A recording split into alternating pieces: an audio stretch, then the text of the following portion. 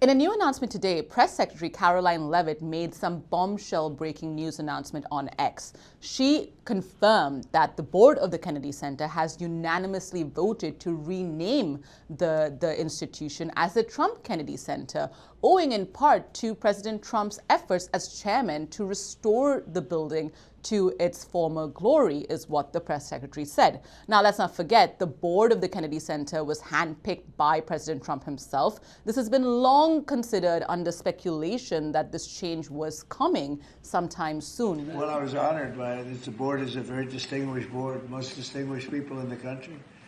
And I was surprised by it. I was honored by it. You know, we're saving the building. We saved the building. The building was in such bad shape, both physically, financially, and every other way. And now it's very solid, very strong. Now, President Trump, who is the chairman of the board of the Kennedy Center, has long really teased some of this announcement in previous Oval Office settings as well. Before the FIFA announcement that took place in early December, he said, oh, there'll be a big announcement at the Trump Kennedy Center. Oh, I'm mistaken, the Kennedy Center. And he said it would be up to the board to rename the organization. Now, this is definitely not going to sit well with some members of the Kennedy family. We've heard previously from Maria Shriver, who said that, you know, this is petty and small-minded, and that this was really an unnecessary move earlier in July when reports first emerged of a potential name change. We have yet to hear from some Democrats as well, but really, you know, the president has long touted the changes at the Kennedy Center. We know that during his first term, he hardly ever visited the Kennedy Center, but at the second term, when he started in January,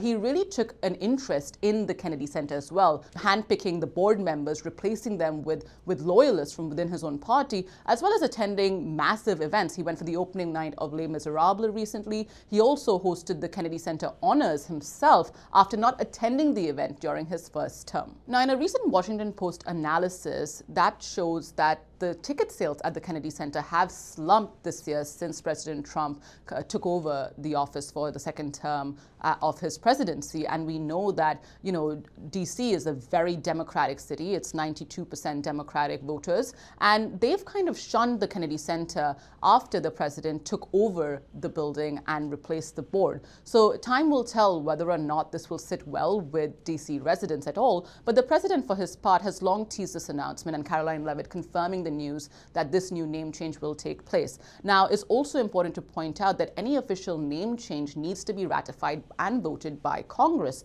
Now, it's unclear whether or not Congress will take up the issue of renaming the Kennedy Center as well. But for now, initial reports from Karoline Leavitt say that the board has voted unanimously to rename the center as the Trump Kennedy Center.